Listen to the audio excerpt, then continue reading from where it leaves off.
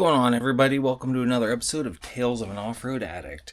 So, I still have 4 more videos from Moab, but I just needed a break from editing those. Those videos are a lot of work. They take a lot of time and a lot of focus, and I'm a little low on focus right now. So I'm just going to show you a collection of things that I've done since we've been back from Moab. The first minute or so, I'm going to share something from the personal life a little bit, something that I'm pretty proud of. And yeah, you might have noticed cut the old hair off, but you're not going to see that in the videos for a while, so just don't worry about that. You didn't see that. Hey, what's going on, guys? I've been back from Moab for 5 or 6 days, got through the short work week, and today's a very special day because my son and Amber's son are both graduating from high school today, and we're on our way to go check that out right now. It's just hard to believe, man, how fast these kids went from being 6th or 7th grade to boom, they're in high school, and boom, now they're graduated and basically out of the house already. Yeah, that's like right there.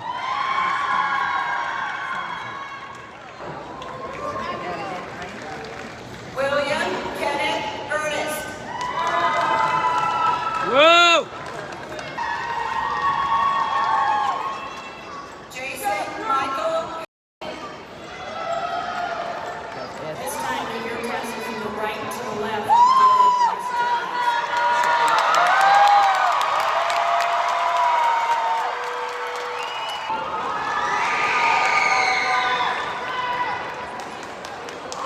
Allison, Kate.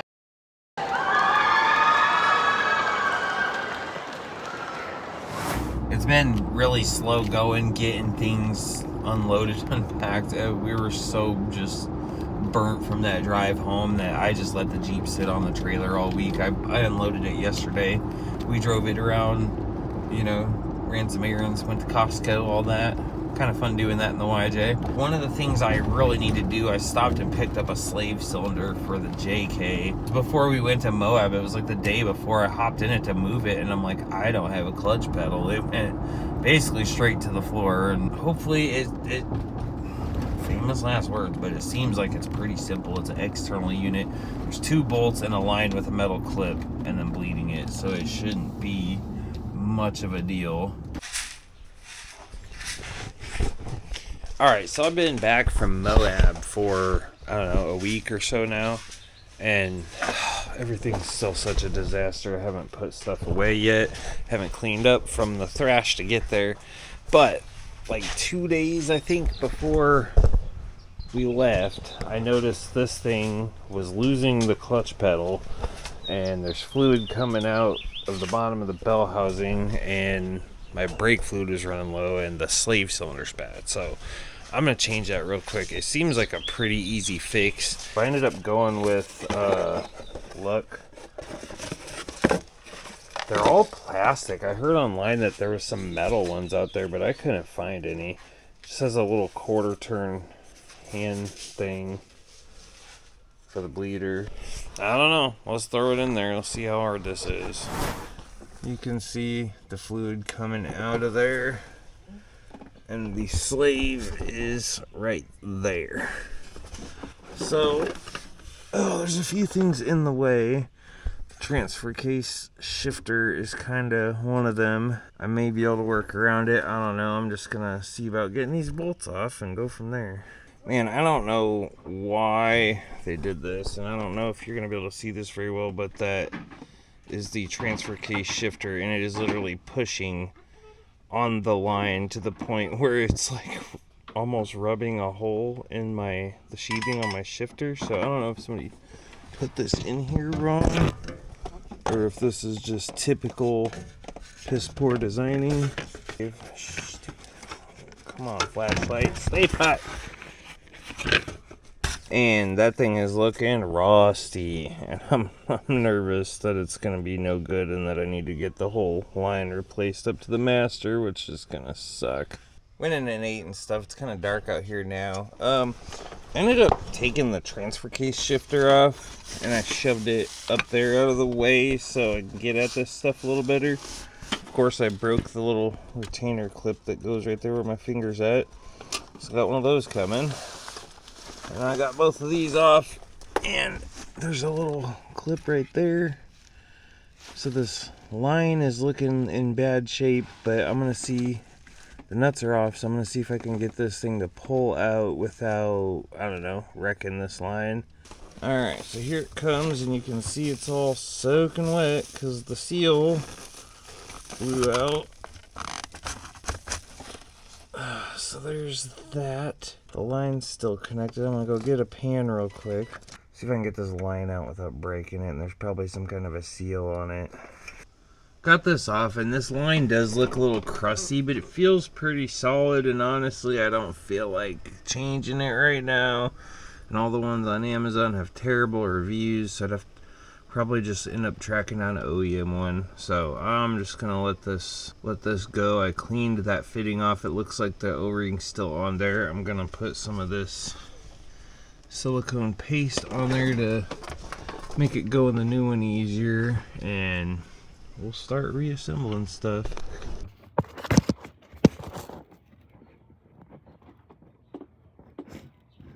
So I got the new slave sitting on here, and I kind of hand bled it for now. Just held this plunger end down so that the bleeder was highest up, and I kind of let it gravity bleed till it started, till it stopped spitting bubbles, and then I pushed the plunger in by hand and just watched the stream of fluid come out, and then closed it real quick. So I'm thinking, okay, it's cool, it's ready to put it in there. And I go to, this is going to be really hard to see, but I go to shove this up in there, and as I did that, I was jockeying this plunger around, and it just starts pouring fluid out of this boot. I don't think it got inside of that boot by doing what I did, so kind of seems like they gave me a junk one, which is just perfect, because, I love doing shit more than once. Something tells me that it's not supposed to just pour out of there like that, I feel like a new part should just not leak. But hey, that's just me. I've had enough of this for the night. Alright guys, we're back at it today. I stopped, turned that crappy slave cylinder in. I got another one. They had another one in stock. Did a lot of research on this. It turns out that this is very common, and that some people, there's stories out there of people having to get 3, 4, 5 of these before they get one that works. But I did find another tidbit that said part of what can make them leak out of the shaft is by using the shaft to help bleed it.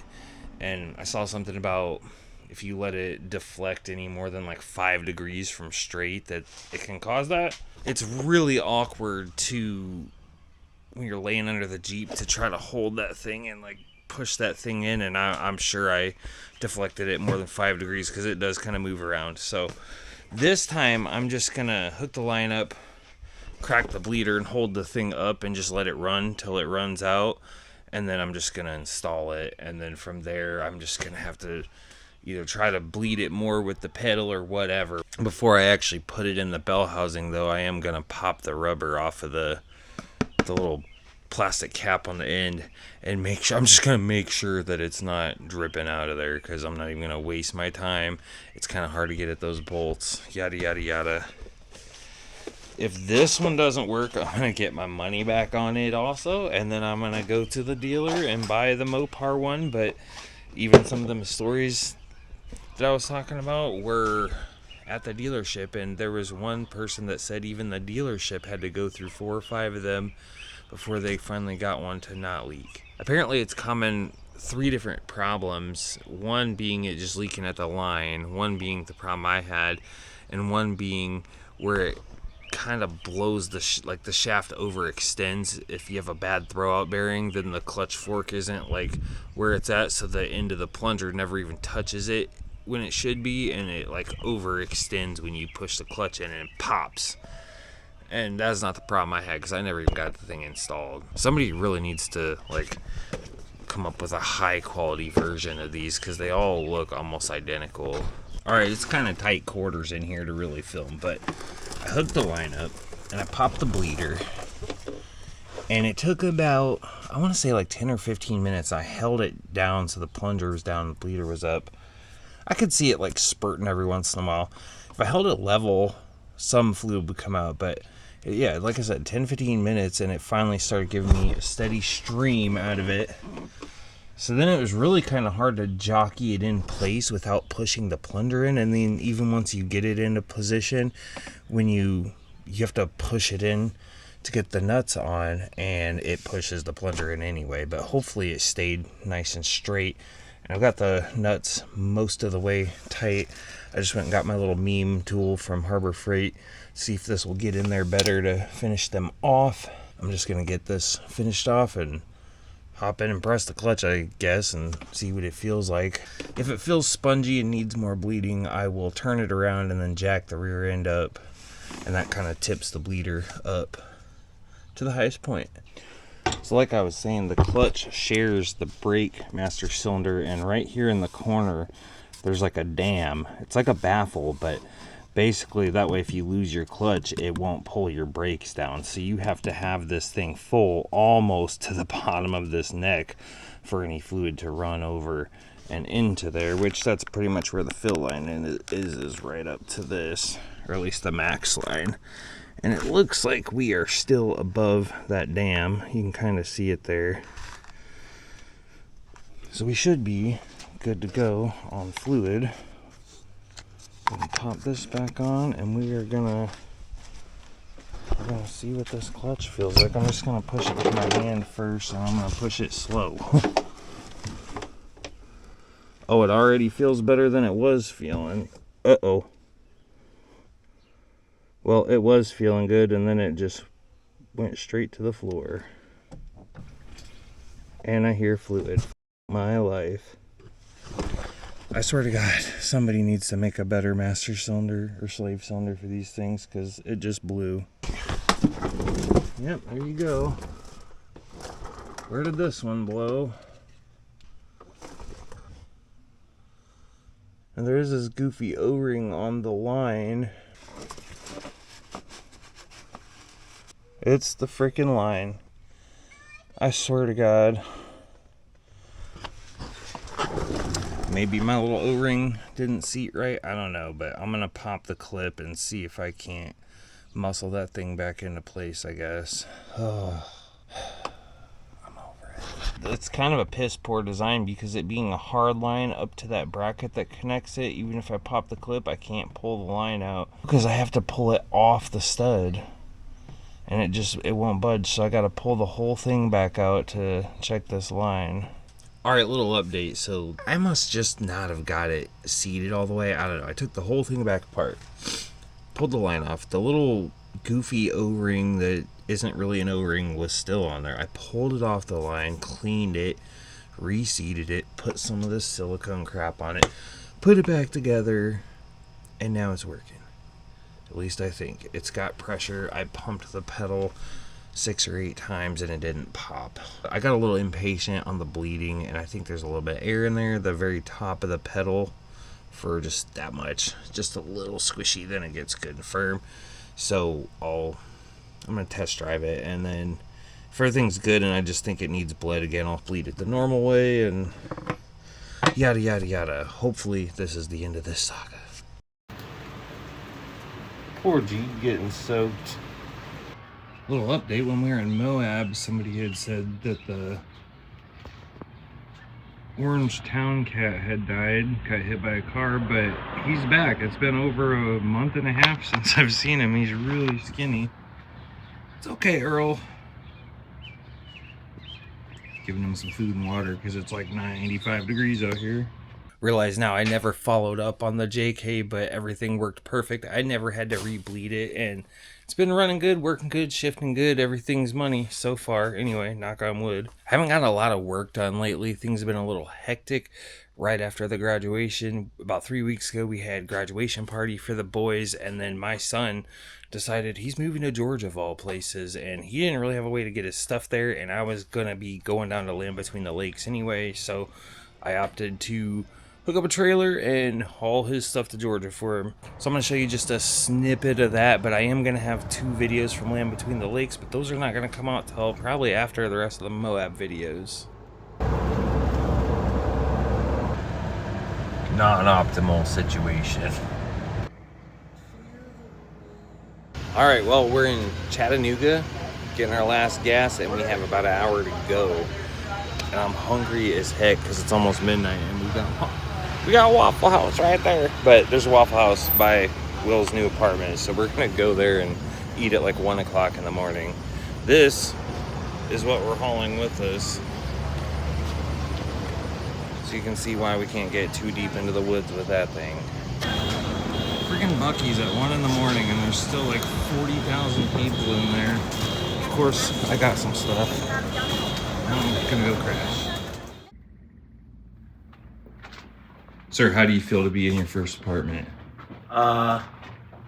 It's good size and it's good price, and it's gonna be nice not having to deal with Livy every single day until it gets to the point where I've actually miss her just a little bit. Just a little bit? Just a little bit. Just a little bit. Just a little bit. Boy's got views though. It's like in the woods almost. It's not too bad. Not too bad at all.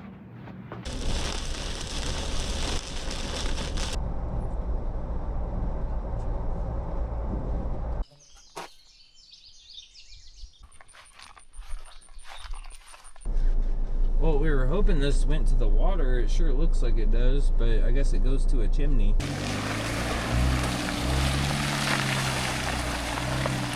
That place ended up being super cool, and I'm actually pretty stoked to go back there in the future, preferably with one of the Jeeps and not the Bronco, so we can get into a little bit more of what there is to do down there. Not really sure how I feel about my kid starting his life halfway across the country, but that's where he wanted to be, so that's where he's at. Hopefully he starts school this fall. So you're not going to want to miss the next video. It's from Top of the World in Moab, and I know everybody's seen that like 1,000 times, but it was a pretty special day. Stick around, and hopefully I'll have that one edited sooner than later. Thanks for watching.